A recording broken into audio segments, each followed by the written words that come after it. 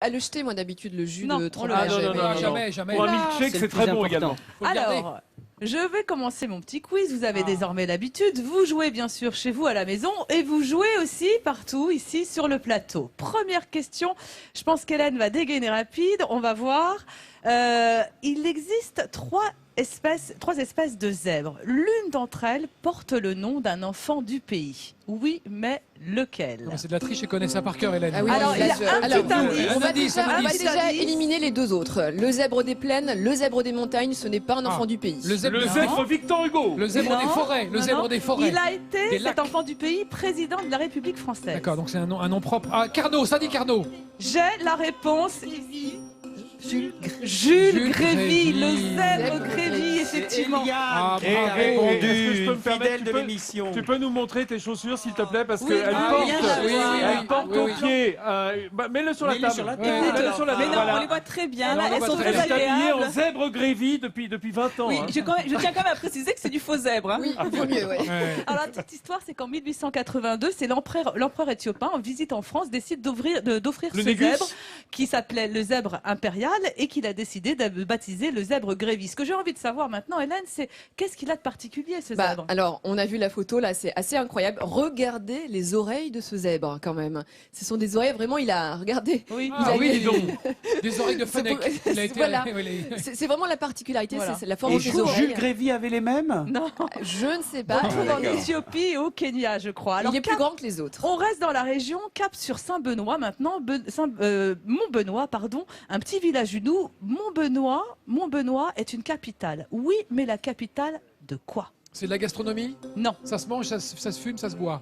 Décidément, derrière nous, on a la Ah, mais ils sont réponse. forts, C'est je les encore prends dans Eliane. toi, hein, les bisontins. La République du Sauget. Oui, il existe une république aussi ici, autoproclamée en 1947. Pourquoi une république? Bien parce qu'en fait, l'identité des premiers habitants ici qui se sont installés au XIIe siècle, c'était à la fois des moines suisses et des savoyards, et c'était donc une culture plus savoyarde que jurassienne. Ils ont donc autoproclamé cette république folklorique qui a quand même son hymne, son drapeau, son blason, qui a aussi des timbres-poste, et le best of the best, le meilleur du meilleur, la cerise sur le gâteau, c'est le billet de banque à l'effigie de la présidente Ah, du Sauget. magnifique. C'est une république héréditaire. Ah, on la Je voit, tiens là, à on la dire- voit. Ouais, magnifique. Ah, elle est splendide. Je tiens à dire que Ouais. la République française a laissé faire, preuve que ce n'est pas un danger imminent. Non, non. Hein, voilà, la D'ailleurs, on le République voit du qu'elle Sauget est ne pas. menace pas la Non, ça nation. ne concerne qu'11 communes entre le Haut-Doubs et les Et frontières on peut suisses. devenir Allez. citoyen, Vincent. Tôt ou tard, tu Allez, pourras allez, recevoir ton J'espère, diplôme. j'aurai cet honneur, j'espère. Alors, un peu plus au sud du Sauget, juste après Pontarlier,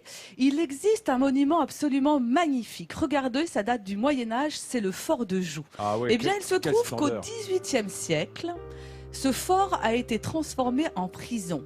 Ah, Deux hommes politiques y ont été enfermés. 17e siècle. Oh là là, 17e siècle, c'est. Prisonnier. alors Non, moi non. je peux, Au XVIIIe. Ah, elle le je sait, peux la vous dame. donner, Elle le je peux vous sait. donner un indice. Ah, moi. je crois. Un indice, Écoute, indice Mais je peut-être. crois, Elena, non, je crois qu'on va. qu'Eliane a C'est la réponse, Alizé. hein. Je crois qu'Alizé a la réponse Alizé a la également. On va réponse. laisser Alizé donner la réponse. Oui, allez, L'un lisez. d'entre eux, Mirabeau, effectivement. Son père l'y avait envoyé, l'y avait fait enfermer en fait pour mettre fin à sa vie dissolue. Mais il se trouve qu'au lieu de trouver la raison, il a trouvé l'amour en la personne de Sophie Druffet qu'il a rencontrée parce qu'il avait des privilèges. Il pouvait sortir de la prison pour assister au dîner mondain de Pontarlier. Il rencontre cette Sophie Druffet, une marquise mariée à un vieux rabougri. Les deux amants s'enfuient en 1776 à Amsterdam, arrêté en 77. Lui, Ouais. retour à la Au casse-prison retour. à Vincennes et elle à Gien dans un couvent. L'histoire est tragique puisqu'ils ont eu un enfant qui est mort à l'âge de 2 ans et elle s'est suicidée en 1789. L'autre homme politique, il s'agit de Toussaint L'Aventure qui Ah oui. lui, voilà, il y est Toussaint mort L'Ouverture. d'ailleurs en 1803. Il a été enfermé par Napoléon. Pourquoi? Parce que c'est le premier général noir français qui a en fait mené la révolte des esclaves